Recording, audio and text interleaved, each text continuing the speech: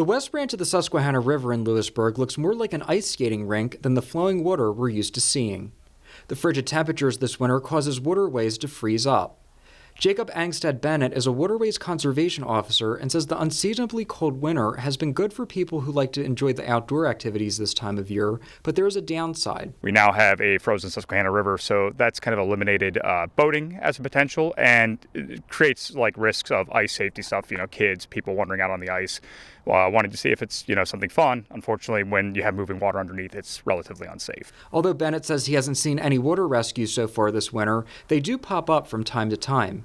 He says if you decide to walk on the frozen river, there are dangers. What can happen is the ice could collapse underneath you. You can get pulled underneath the mantle. So even though there may still be a hole, you are now being pushed down the mantle. And if you can see behind me, there's not a whole lot of other exit points. Bennett says the biggest piece of advice is don't go on the ice-covered river or any moving water at all. He says there are some safety tips to consider. If you want to enjoy the ice, go to a lake with solid ice. We recommend at least 3 inches of clear, strong ice.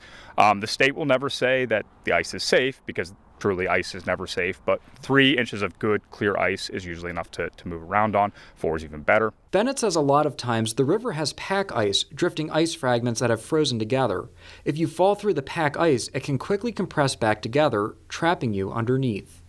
Bennett says even if you don't fully go through, you can end up with substantial crush injuries because the ice can move and then close around your limbs. Shore ice is the ice closest to the shore.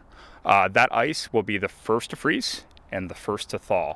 So as we move into warmer weathers, you can get thin ice that still looks okay very, very quickly within just a couple of days. Basically the ground, the plants, all of the stuff at that shoreline will take the sunlight in a lot faster. Bennett says once the ice starts to thaw, it will get holes in it, making it weaker and turning it into what they call rotten ice, which you can also fall through. Justin Geck, Newswatch 16, Union County.